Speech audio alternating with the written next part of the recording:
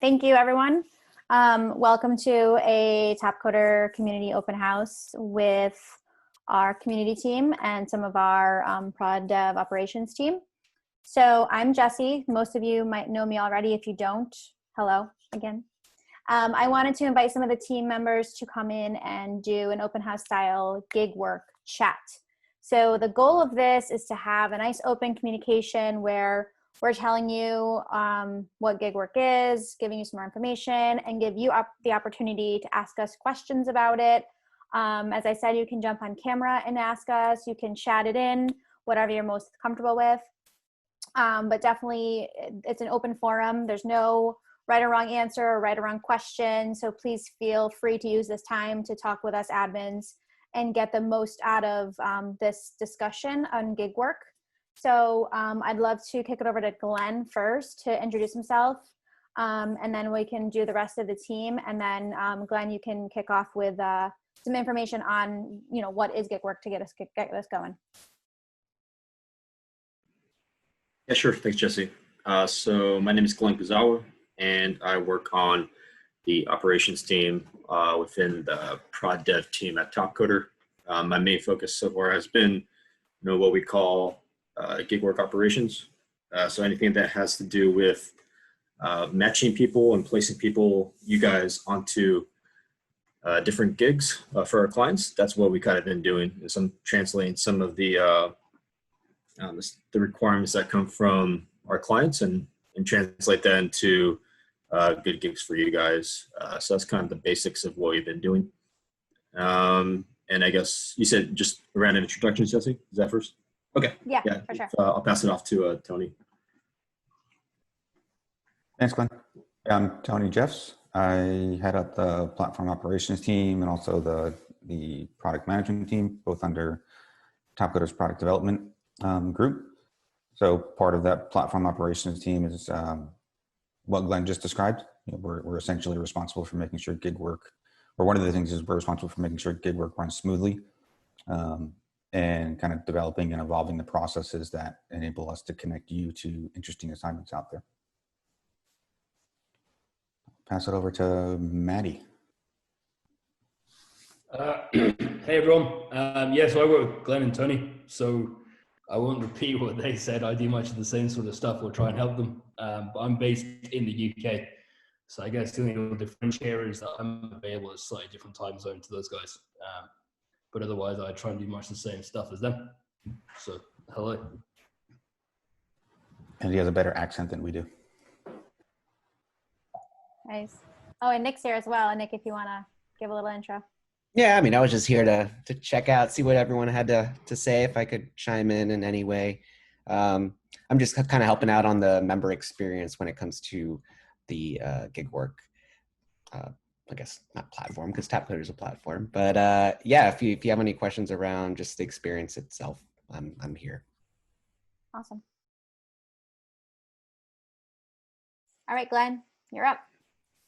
Okay, sure. So I'm not sure if we have really any algo people here, but I think it's going to be recorded and kind of broadcasted to them anyway. So I'll start off by talking about the relevance, or what actually is gig work. So I think we still got some confusion on what actually gig work is at Top Coder, and I think a lot of people are still being introduced to it since we released it like a couple months back. So it's just another way to engage with Top Coder in more of a like full-time and sometimes like a part-time like capacity. So the best parallel you can make it to some things that other people do is staff augmentation. So we have clients that require 40-hour a week freelancers. You could call them employees, but still it's basically still like freelancers. So require them for 40 hours during the week to get whatever projects they have, whatever jobs they have to get accomplished, whether that's project work, that could be steady state necessary to utilize you for those 40 hours. So far, most of our gigs have pretty much been 40 hours, some exception with like part-time gigs that are about 20 hours. The biggest difference between a full-time job and getting like a 40-hour per week gig would be you're still a freelancer. You know, you're not an employee, so you don't necessarily get the benefits that an employee would, but you also will get the baggage that like an employee does, like at the same time as well. So if you wanted to complement what you're already doing, whether that's you're already doing a bunch of freelance work and you need something a little bit more steady, then maybe a 40-hour a week gig would be good for you. If you are in the category of being, you know, like a Superman or like a workaholic, which I don't necessarily look down upon, you know, you could stack on 2 40-hour week gigs. And that's something that we don't necessarily look down upon either. So if you have like the time and energy and the motivation, you could do as much or as little as you want, but still falling within like the client requirements. And if you look at any of our gigs on the job page right now, it's pretty clear with what the rate is and pretty clear what the responsibilities and roles are for this. So it's something to pay good attention to make sure that you are fulfilling the requirements of what that gig offers. That's kind of what it is at a high level. I kind of went deep a little bit too, but yeah, that is the high level on what gig work is. If anybody wants to add something, I just have one thing to add. Thanks, Ben. I have one thing to add that we don't talk about too often, but I think it's really important to know and to make sure you're aware of. The beauty of Top Coder in general, not only just gig work, is you have the ability to work on what you're most passionate about. So you're not working a full-time job where your boss is telling you need to do this, right? You are your own boss where you get to choose which opportunities you are interested in, which things you are passionate about, what you want to be working on. So you really get that choice, and gig work just helps exemplify that too, because you can do whatever gig you are most passionate about and do that work for as much as you want, right? And then jump in another gig if you want, or go back to running challenges as a co-pilot, or do a combination of all of them. Right. So just keep in mind that you get that choice, and that's really important. You don't get that kind of choice working any job, right? Sometimes you do, but for the most part, you're kind of, this is your job, this is your role, and you do this. I don't have a choice. I have to help with gig work. No, I'm just kidding. I don't have a choice. I have to do TCO, right? But I also get to choose a lot of things I do. But at Top Coder, doing gig work, doing challenges, that choice is something that's so powerful for you. And we really help you to earn more and grow with gig work opportunities. So that's just one thing I wanted to point out as well. Anything else from anyone else at Top Coder that want to pile on to any of that stuff? Okay, well, all good points. The only thing I highlight, Jesse, is just that it's not exclusive to one or the other. If you're doing competitions and you're doing other stuff, it doesn't mean that you can't do gig work and vice versa. So if you do take a gig work assignment, it doesn't mean that you can't continue doing the other things. It's just a matter of balancing your own time with it. And like Jesse said, it's your choice of what you want to work on, and however you want to pack your day with different activities and different ways to learn and grow and earn. Yeah, very good point. So I'd love to open it up to some questions. If you guys have any questions you want to ask, as I said, you can get off the mic and chat, or you can chat it in the chat window if it's easier for you. But anyone have any burning questions to get us started with?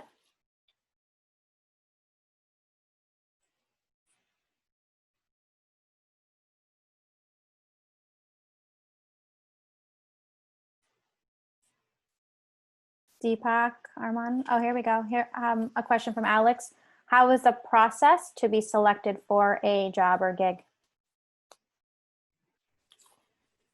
Yeah, I guess I could just take that. So we have a new system to kind of organize a lot of this for us.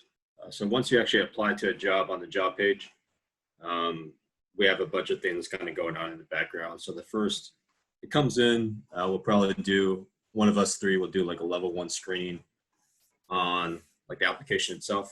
So whether it's going to be your resume, your Top Coder profile, kind of look at both those side by side, and then decide whether we're going to move you forward to be viewed by the client or not. And with that, you'll also get a corresponding email of whether, what actions and next steps that we kind of decided on. Most of the time it's going to result in the next step is going to be an interview. So once a client actually looks at your profile, they see that you could be a good fit. And then we would organize, or they would organize an interview with you, one-on-one group interview, whatever their process is. So every client is like a little bit different.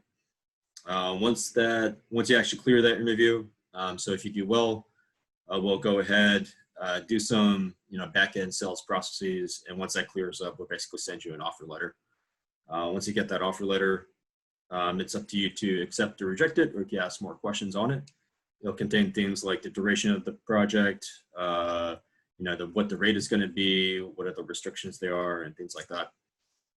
Once that's accepted, it takes about, lately it's been taking about 1 to 2 weeks for onboarding. So depending on the client, you may need to get certain systems access, user IDs, sometimes a laptop, sometimes a RSA token. It depends on the type of opportunity and what's needed for that particular gig itself. And then finally, we'll kind of decide on what a good start date looks like, and then you'll start getting paid. That's pretty much the process to be selected and placed onto a job. So I went a step farther on that. Did anybody have any more details they want to add?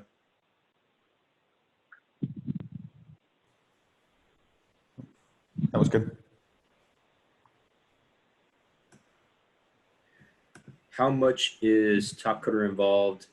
How is the scope effort controlled over a period of time? Okay, I think I know what this is talking about. So once you're actually placed onto a project, Top Coder is, well, it depends on the project. So 99% of projects, Top Coder won't be involved from a management perspective, meaning we're not responsible for that outcome. The client is managing your day-to-day, what you're doing, what you're accomplishing, and what your outcomes are. Your performance is measured to a certain degree with surveys that we sent to the client on their satisfaction of how long you worked and what the output was of what you worked. And we use that as a proxy to make sure that we initiate your pay or not during that particular week. So scope and effort. So since Top Coder is involved, it's going to be the client that manages like the scope and effort. So far, we haven't had any issues with over scoping, over hours, overtime, and things like that. If there is a escalation path for you to contact us if you are being overworked, being overscoped, etc.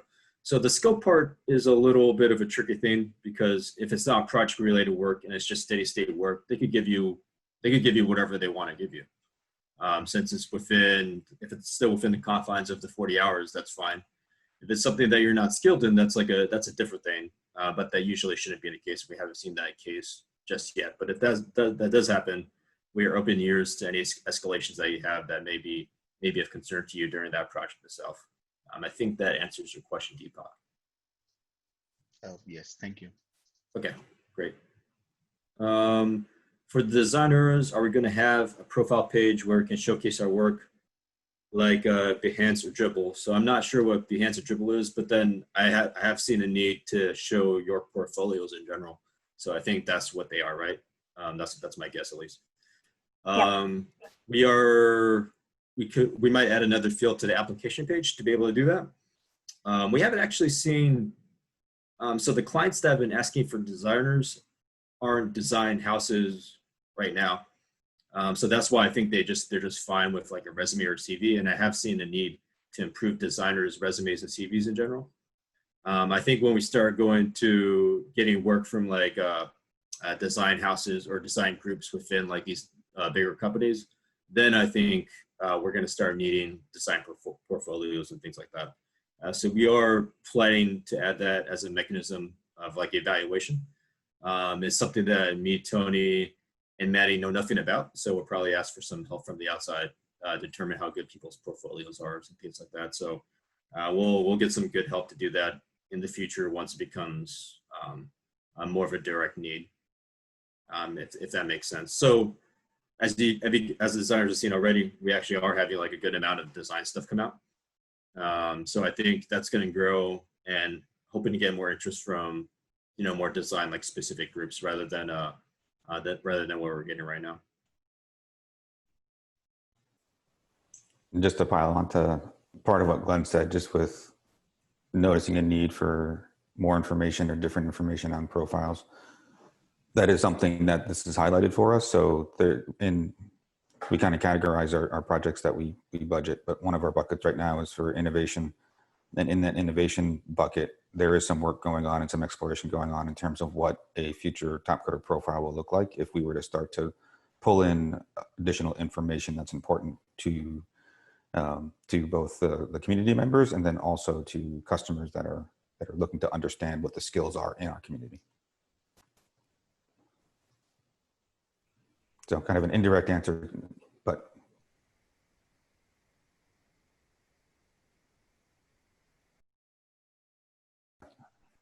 on the design portfolio. All right, got another question. What does the client expect from the developer from Top Coder? Is it the same as they would expect from a full-time employee, or are they flexible? So right now, what they expect from you is, what we have in that job description. So the first part of that job description is 20 hours a week, 40 hours a week, whatever it says. So if it says 40 hours a week, they're going to expect 40 hours a week from you. If it says, IST working hours, that means they're expecting more or less, a 9 to 5 during your working hours and that it will probably won't have too much flexibility with that.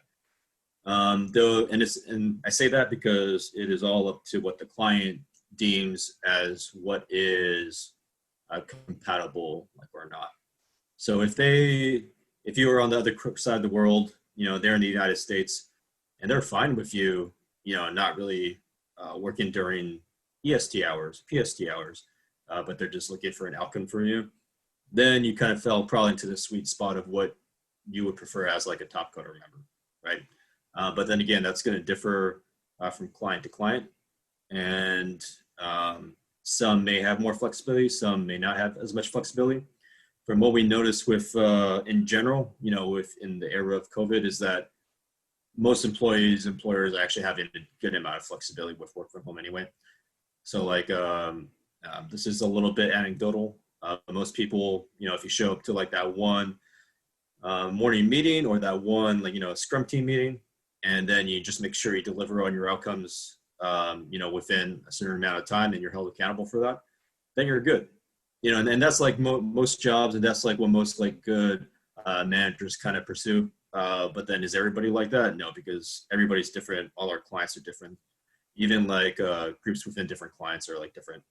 So it's going to be a little bit of a coin toss, so we can't promise you one way or another on that cultural aspect of what you may or may not expect within like a client group, if that makes sense. Deepak, in a gig work generally compatible with a full-time job, more from a leaguer perspective from top coder side, any restrictions on what else can I work on along with a gig? So I'll caveat that generally with a general statement that it's up to you. It's on you it's on you to be able to discern whether your status of what you're working with is legal or not.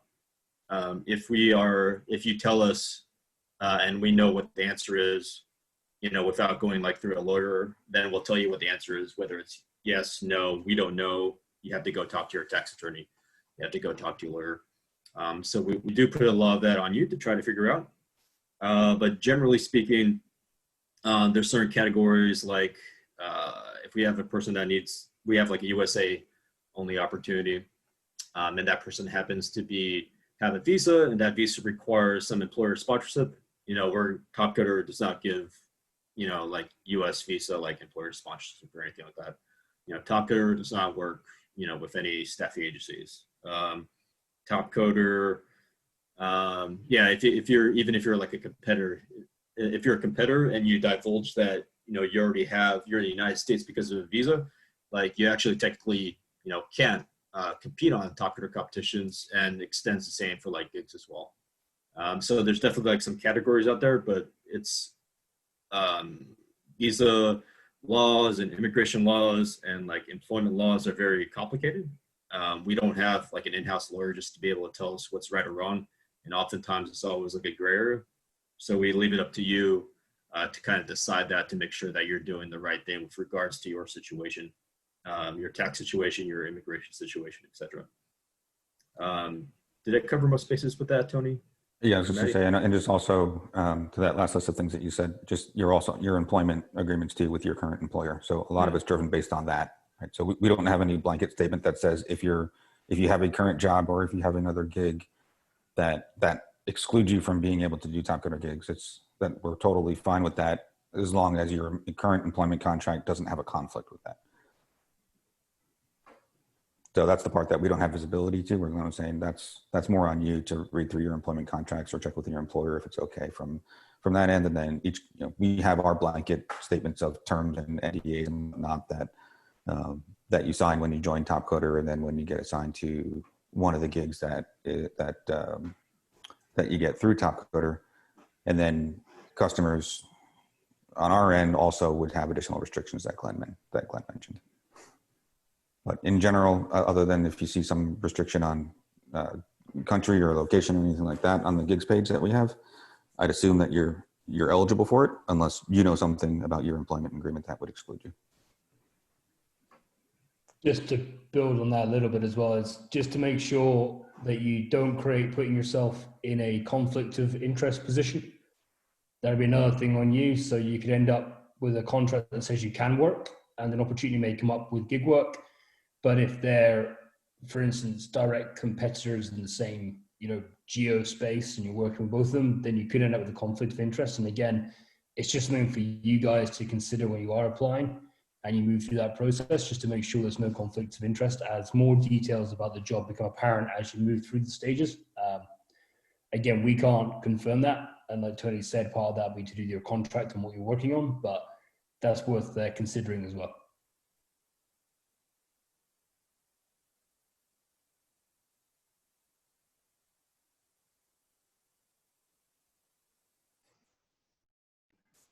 Great, thanks guys.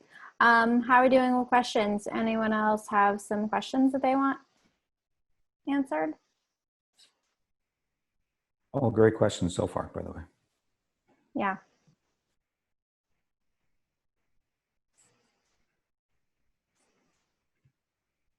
Have any of you folks that are here applied for a gig yet?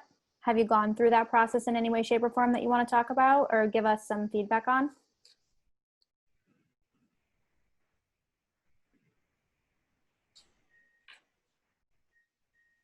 Yeah, no?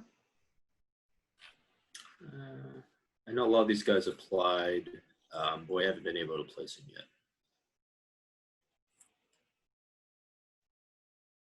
So let's talk about a question that I have that I know some of the members might be thinking about. Obviously, by participating in gig work, you might not be able to do regular Top Coder challenges as well.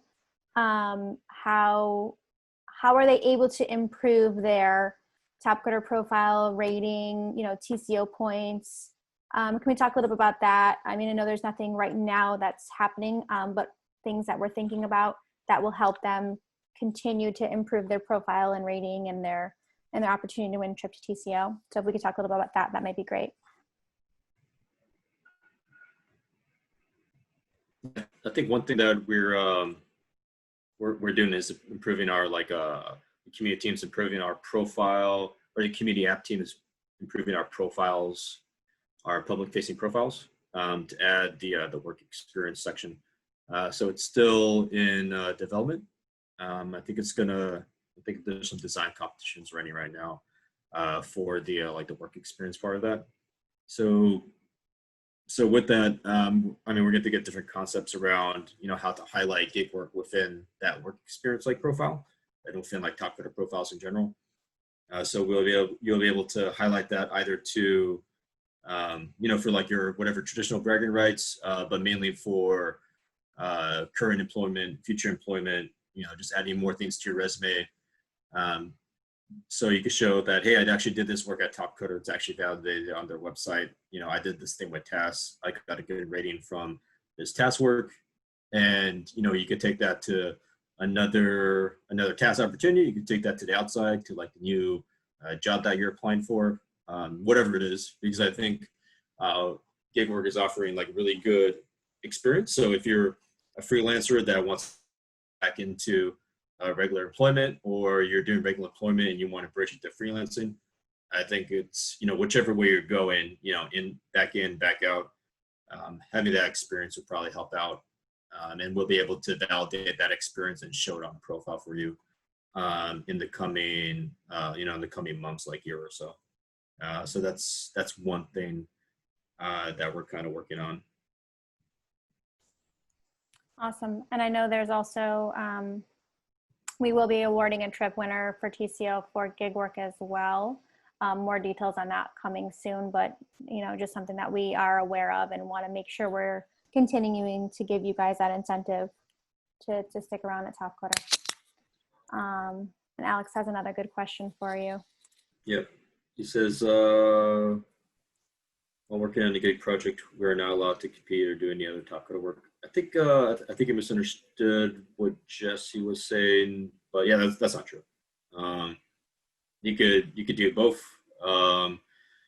and depending on the working time zone or the hours that you're going to be working for, like your gig work, challenges could align up well, depending on how that is. It's all going to be kind of a coin toss. So I think it was talking about more of like the balance of how you would want to achieve that. So we definitely want you to make the commitments of the gig work opportunity. So that 40 hours, whatever, they're asking for as a deliverable, that, should and has to be met as part of like the requirements of that task opportunity, that gig work opportunity. But, if you have, I wouldn't say that's the challenges are any less important, but the challenges are more flexible. So that you would have to fit that into a different time slot that, you won't be doing like the gig work in, or, if it's like a slow week for the gig work stuff, then, you could go back and do like a challenge in there. So that's one thing with anybody that's experienced just like regular full-time work. Like some weeks are really easy, and you don't do much, but you're still getting paid. Some weeks are really hard and you feel like, you're not being paid enough. But in the end, like usually things kind of like balance itself out. So if you follow that ebb and flow, and then you kind of throw in, a Top Coder challenge in there, sometimes it's going to work out, and sometimes like it's not. But I think you'll get a good feel for that, once you actually start a gig, start doing work, and realize, it's probably not that bad. It's a consensus we're getting so far, like across the board. It's like really not that bad. And you're working with like good teams, you're doing like good work, and you're getting paid well for it. So far is like the general consensus.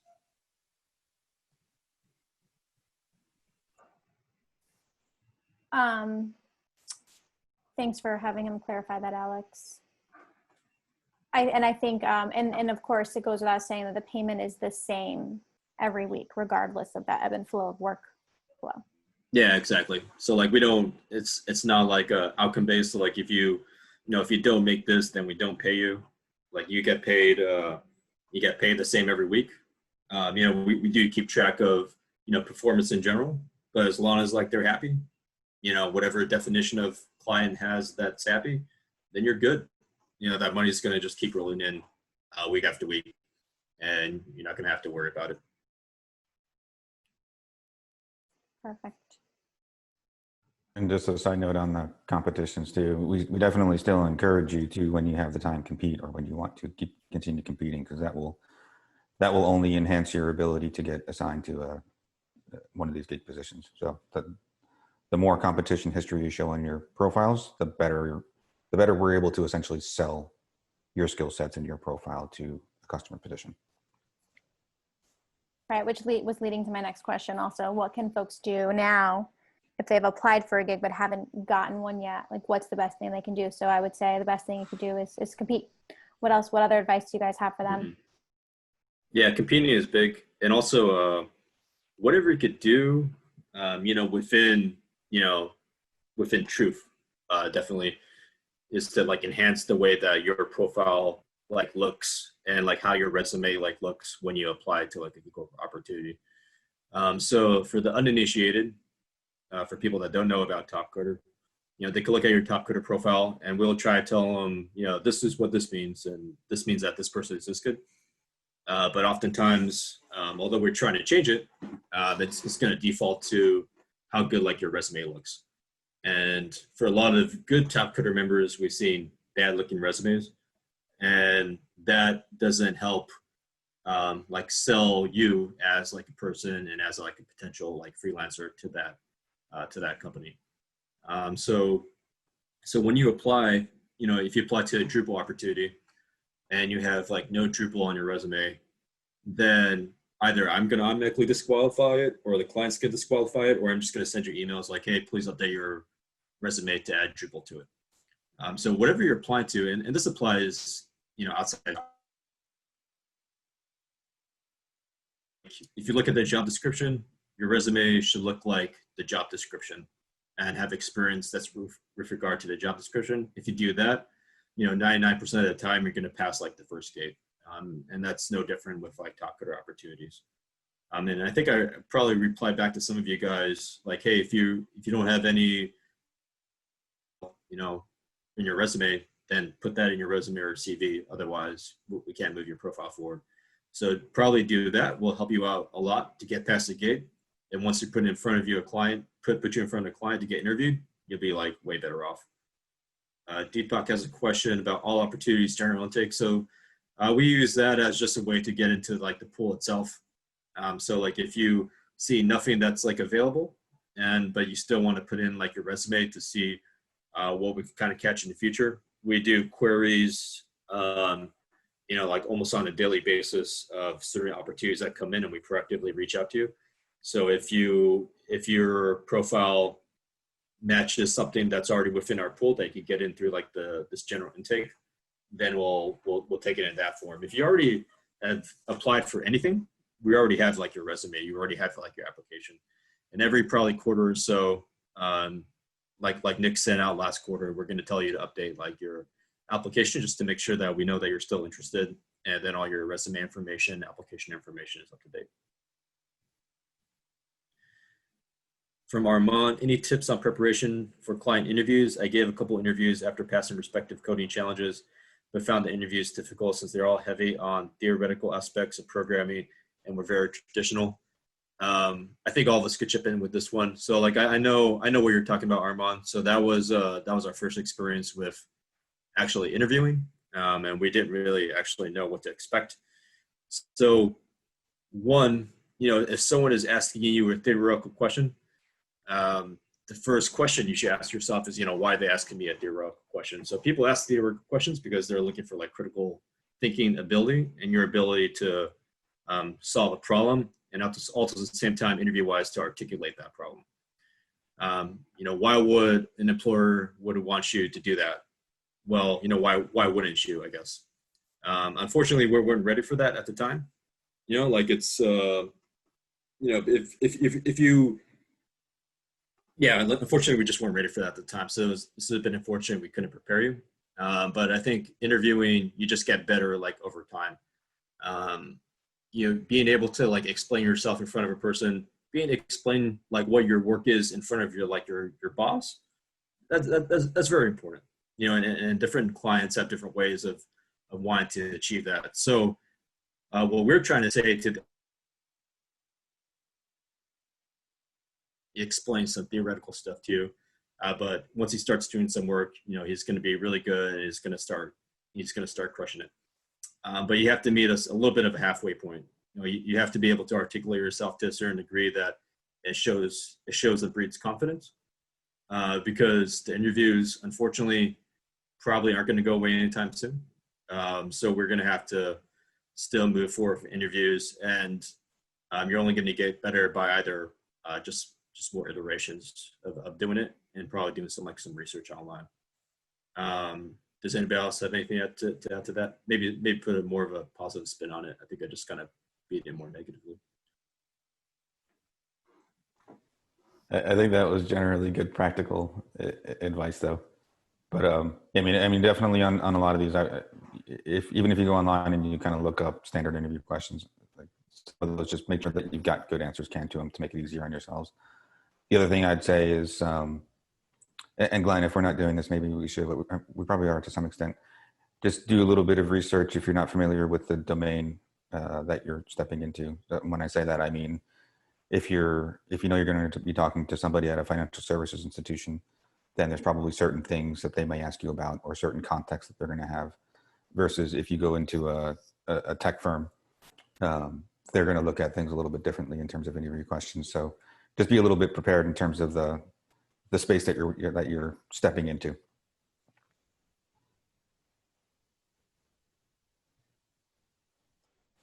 And ideally, guys, in a perfect world, once we have some better profiles, settings, and whatnot, we won't necessarily need a ton of interviews, but I do know that they are required on a case-by-case basis. Is that kind of the case? The majority just need them, but we should be able to not have them all the time. Is that true? Yeah, so I think it's relationship driven. So amount of people. And the account executive, the salesperson is getting to the point where you probably can, start placing people without interviews since we started building the trust. And the people that are already active on those gig work projects, they're performing well and they're getting a good reputation. So like over time, that curve is going to drop or like their interviews are going to get easier. But that comes with our gating criteria and our like restrictions getting like stronger because we want to put forth even even better people like in front of the clients and stuff like that. So either way, it's still going to be we're going to make sure like only like the best people get onto like these opportunities, but we're just going to kind of change who does more of the gatekeeping as kind of like the process goes on.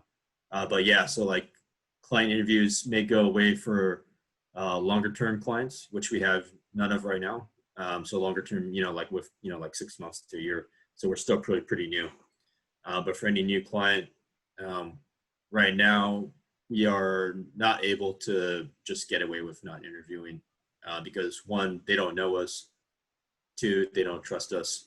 And 3, like we have to earn like the first 2 points before I could get anywhere. And ultimately, our goal is to have interviews be the exception. Right? We want to be able to put a top coder profile customer and have them fully understand and get that this person can deliver and not have to go through that process of gaining that trust via a conversation. So like Glenn said, that's something that we'll build up over time, and we're trying to build up as quickly as we can. From your side, kind of back to the profiles and resume piece of it, the better you can present yourself on your top coder profile and the resumes that you submit in, I think the quicker we can get to the point where customers are asking less for interviews.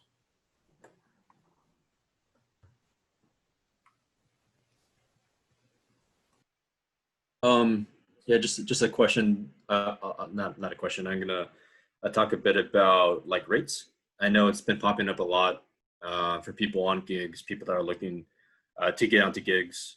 And if you noticed in all our jobs that we have right now, which is probably like 30 to 50, I forget how much we have right now. You'll see that the rates vary sometimes significantly between like the different jobs.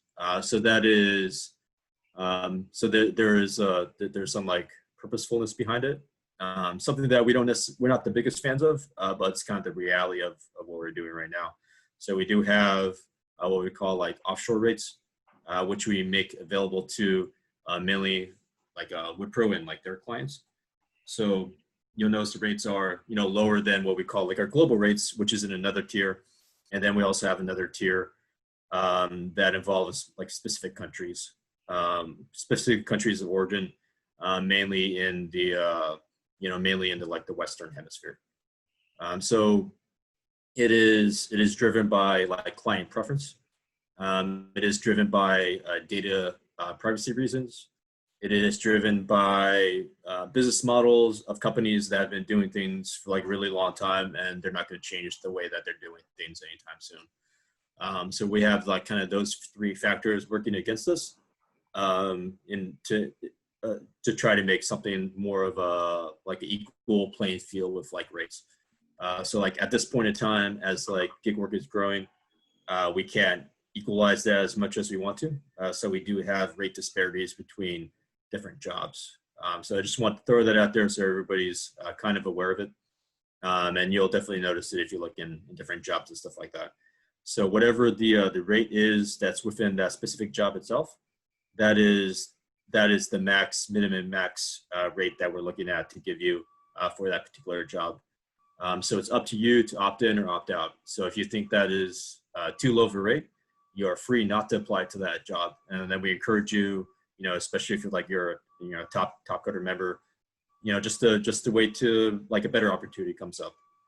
If you do have like the time to wait. So definitely you guys are our marketplace. And if you guys don't want a certain job, don't take it. If you guys, do want that job and that's okay for you, go ahead and take it. And we want to leave it completely up to you. And we're not trying to force you to, we're not forcing you to take any sort of job. Any feedback on that is appreciated because it could be a little bit contentious, but I just want to, I want to tell you now and just want to keep on telling you, very transparently that these rates like are different for different places and different regions. And for the reasons that I already mentioned. Would there be a profile for customers? Any way of getting more details before applying? That is that's a very good question. So right now, no. So right now we're still keeping, until we go through like the interview process, the client's name secure. A lot of these job descriptions are relatively held like relatively private too. So we actually forgot what the fancy word for it is, but then we just jumble it up to make sure that we don't mention client names or make it any like very specific to like the client at all. So stuff like that still exists. Some clients may choose to open that up and then leave that to your choice. In the end, you could go through the entire interview process, and if you feel as though it's not a fit, even though it might pain us, for you to like not accept like an opportunity, that's still totally up to you. So if you you apply and you realize like, what, I don't like this industry or I don't like this team. And then that's good information for the marketplace that, we don't want jobs like that. So that's definitely up to you. It's obviously gonna be a tough decision, but before you interview, I will give you more background on what the client is, what the industry is, so we can save a little bit of time in case that's something that you're not interested in too at the same time. All right. Really good question. Once an opportunity position is filled, would there be a notification to all applicants about the position status? Maddie, you want to take that one? Yeah, so the short answer is yes. So we're working with our platform at the moment to improve communication, but effectively at the moment, every time you change status within the application, you'll be notified of what is happening at that point in time. So if you're passed for interview, for example, you'll get an email notifying you of that. When it's email interviews to be scheduled, all these things come with a notification. So as you move through the process, you will be notified of what your status is. And then obviously, if it doesn't work out for some reason, you'll be notified of that as well. So at the moment, we're looking to improve those to make it more, I guess, easy to understand and easy to follow. But yes, you will be notified at each step. Does that help clear your question there, Fajar?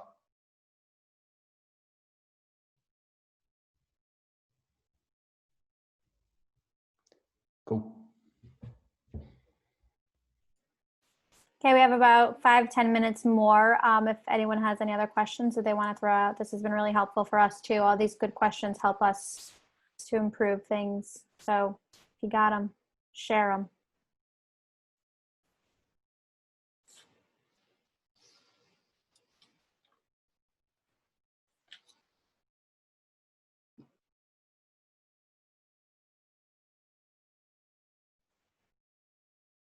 Nurse Sultan, do you have any questions? I know we chatted last week and you had some really good ones then.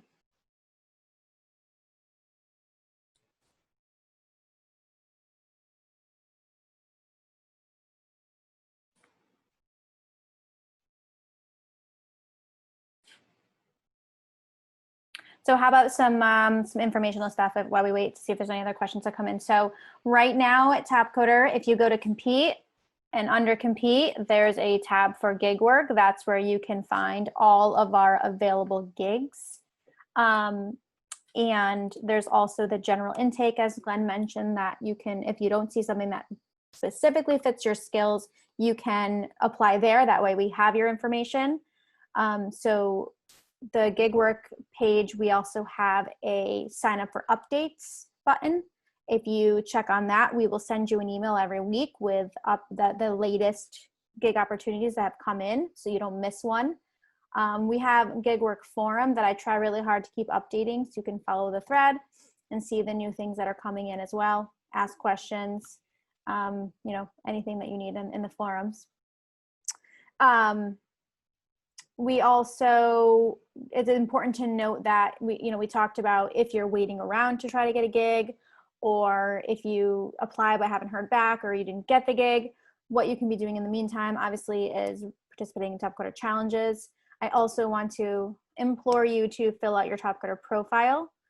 We have a lot of fields in the profile that can help us place you. So add your skills, add your hardware. You know, for QA testing, it's important to know that you have an iPhone or you have a this or that. So try to fill out your profile as much as you can. Give us all that information, because then we're able to pull members that have the specific data that we need. So definitely fill out your profile. We have another Q&A that we did on gig work a few months ago that is linked in Thrive. So we have a Thrive section in our educational center all about gig work. There's a number of Q&A, a Q&A video there. There's also FAQ section, so lots of questions, lots of answers. This month, we're going to be sharing a few blog interviews with some current gig workers at Tapcoder. They're going to talk about their experience and how it's going for them and what they thought of the process. Some really great interviews are coming up, so definitely be on the lookout for that on our blog. And then where can we find the gig work forum? Yeah, so if you go in the forums, there's a whole topic called gig work that you can find. Rajar, I'll make sure that is linked into the gig work Slack channel as well. We do have a gig work Slack channel, of course, on the community Slack as well. So there's lots of places to find us and find information. There's also an email I'll put in the chat that goes directly to Glenn and Maddie and Tony. task.community@tapcoder.com. So feel free to use that avenue as well. So hopefully this was informative for you folks and you were able to ask some burning questions you might have. Anything else before we call it a day? I want to make sure that we get to all of your questions. Please know that we're always available for community. So if you ever want to even book a one-on-one with me, or you want to chat with us more directly about a specific opportunity, you can email us. We can have a chat hangout. You can Slack with us. So please always know that we're here to reach out to if you have specific personal questions you want to ask. But okay, on that note, it looks like we don't have any more questions. Thank you again, everyone, for joining. Thank you, Glenn, Tony, Maddie, for helping out here. And we will post this recording if you want to check it out again later. In the meantime, have a good rest of your day, night, evening, all that good stuff, and we'll hope to hear from you soon. Go apply now for gig work.